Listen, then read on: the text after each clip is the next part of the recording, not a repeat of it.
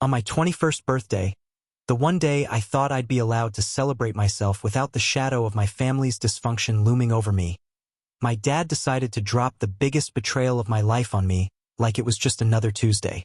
But to understand the full weight of that moment, you need to know the history, the years of small betrayals that built up to this one explosive moment. Growing up, I was the responsible one. The kid who did their homework without being told. The one who mowed lawns and shoveled driveways to save up for things while my younger sister, Emma, always got what she wanted handed to her. If I asked for a new pair of sneakers, it was a conversation about budgets and waiting for sales. If Emma wanted the same thing, she had them in 2 days because she just needed a boost. It was favoritism disguised as compassion, and as I got older, it became more obvious. I worked my first job at 15, bussing tables at a greasy diner just to start putting money away. By the time I was 17, I had saved enough to buy a used car outright.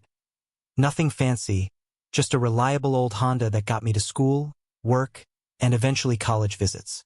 I called it my freedom, my symbol that hard work paid off. My parents didn't pay a dime for it. Every oil change, every insurance bill, every gas fill-up came from my pocket. I was proud of that car. At the same time, I had a small college fund that my grandparents started when I was born, and though it wasn't massive, I had chipped away at it too, adding what I could from my jobs. I had plans, dreams of finishing my degree without drowning in debt. Maybe finally breaking the cycle of barely scraping by that seemed to define my family. My sister, on the other hand, took a very different route.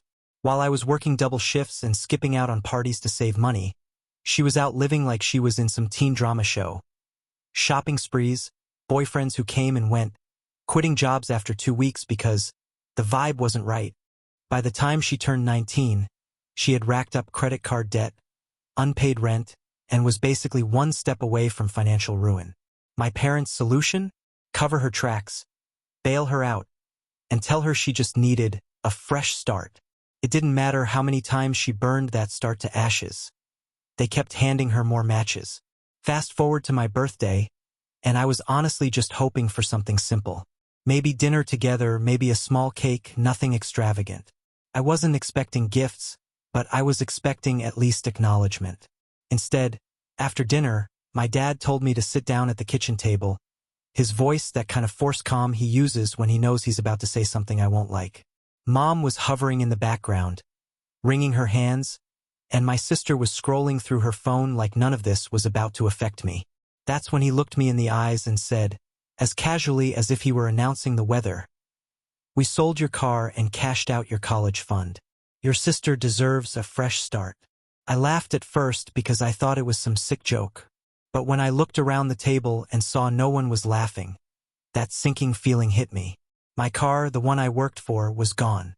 My college fund, the one thing keeping me from a mountain of loans, was emptied out. All for Emma. Before I could even respond, he slid a packet of papers across the table toward me. "This is a loan agreement. Your sister owes $22,000, and she needs a cosigner. You'll either help her by signing this, or you'll need to leave the house. Those are your options." I stared at him, then at the papers, then at my mom who looked away like she couldn't bear to see the betrayal written on my face. My sister didn't even look up from her phone. She just muttered something about how this was no big deal, and that family helps family. And in that moment, something inside me broke. Not in a dramatic way with yelling or slamming fists on the table, but in a quiet way that felt final. I realized nothing I said was going to matter.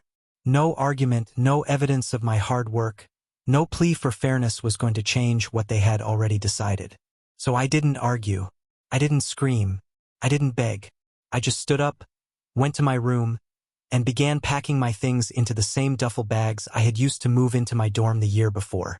As I packed, I wrote a letter. Not long, just a page, but enough to say everything I needed.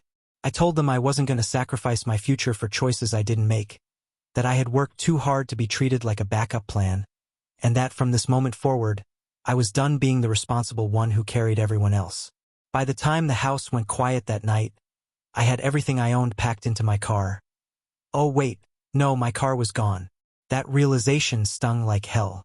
So instead, I called a friend, explained the situation, and asked if I could crash with them for a while. They didn't hesitate. I slipped the letter onto the kitchen table where I knew my parents would find it in the morning, then walked out the door without looking back. By the time the sun rose, the chaos had begun.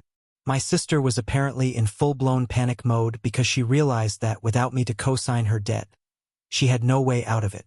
My dad, suddenly desperate, was driving around town looking for me like he suddenly cared where I went, like the same man who told me to get out just 12 hours earlier hadn't meant it. My mom was crying in the living room, clutching the letter like it was a funeral notice. Neighbors even saw my dad circling the block, asking if anyone had seen me. My phone buzzed with calls and texts, first demanding I come home, then begging, then guilting me about how I was tearing the family apart. I didn't respond. For the first time in years, I felt a strange kind of freedom. Yes, I was scared.